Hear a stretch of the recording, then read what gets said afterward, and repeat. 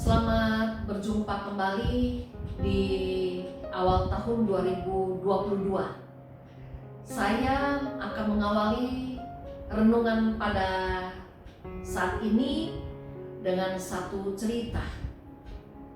Ada kapak yang mengatakan, "Baja itu aku dapat kuasai." Maka kapak itu dengan pukulannya yang keras, dia berusaha untuk bisa menghancurkan baja. Tapi apa yang terjadi, saudara? Tiap bacokan yang dilakukan justru membuat kapak itu semakin tumpul dan akhirnya kapak itu menyerah. Lalu gergaji mengatakan, "Sini, biar aku yang urus baja itu." Lalu dengan bersemangatnya gergaji itu mulai menggergaji lempengan baja yang ada. Tapi apa yang terjadi?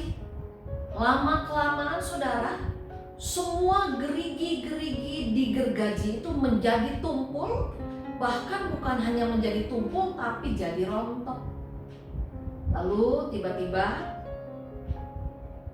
ada palu yang mengatakan, "Sini, biar aku yang akan membereskan urusan dengan si baja ini."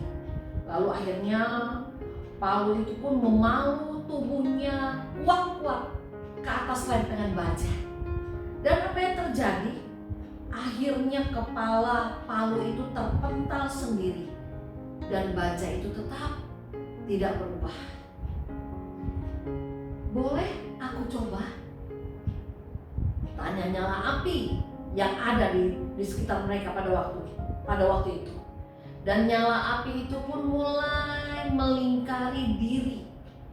Dengan lembut dia memeluk, mendekat erat-erat lempengan baja ini tanpa mau melepasnya. Dan apa yang terjadi, saudara? Lama-kelamaan baja yang keras itu pun meleleh.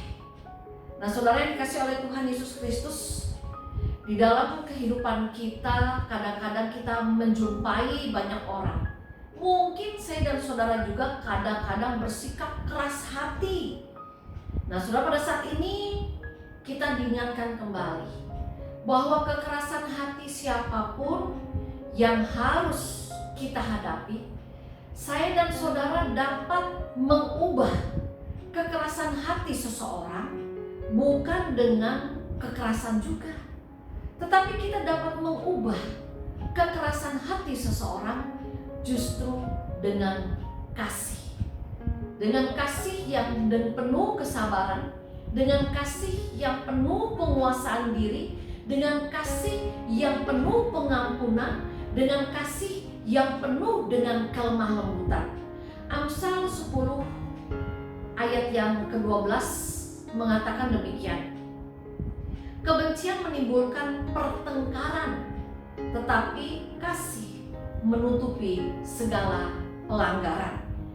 Nah, kalau kita lihat pada saat ini ada kata menutupi dalam Amsal 10 ayat 12. Kata menutupi ini bukan berarti kita menganggapnya tidak ada, bukan demikian artinya. Tetapi kata menutupi dalam Amsal 12 ini artinya adalah mengampuni.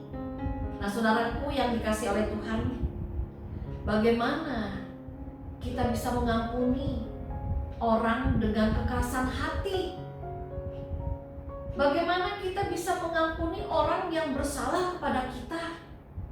Bagaimana kita bisa mengampuni orang yang sudah melukai hati kita?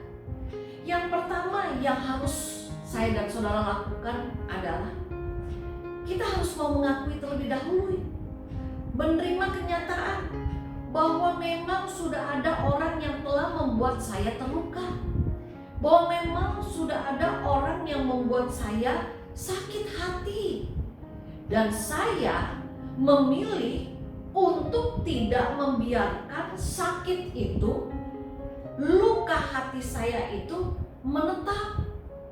Saya memilih untuk membalut luka itu. Saya memilih untuk mengobati luka hati itu. Nah, saudara, pada saat ini kita diingatkan kembali ketika kita sudah memilih untuk membalut luka hati, untuk mau mengampuni orang yang bersalah kepada kita, maka hal yang selanjutnya yang harus kita lakukan adalah kita benar-benar harus mau mengampuni. Jadi pengampunan itu bukan hanya sekedar niat hati, tetapi memang tindakan hati yang benar-benar mau mengampuni orang yang sudah melukai hati kita, mau mengampuni orang yang sudah membuat kita menjadi pada akhirnya menjadi berduka dan sebagainya. Saudara, kalau kita berbicara soal pengampunan, apa memang mengampuni itu mudah? Memilih untuk mengampuni itu memang hal yang mudah, tetapi untuk mengampuni itu tidak mudah.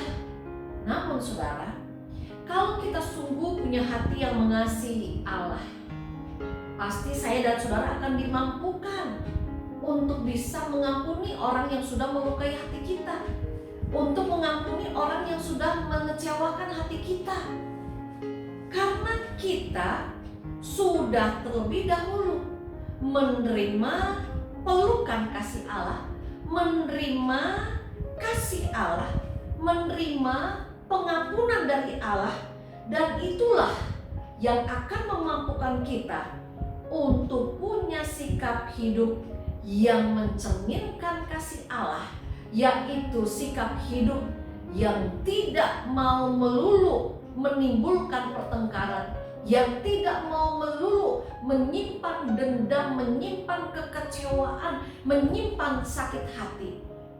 Tapi sikap hati yang akan kita miliki ketika kita sungguh mengasihi Allah adalah sikap hati yang mau mengampuni.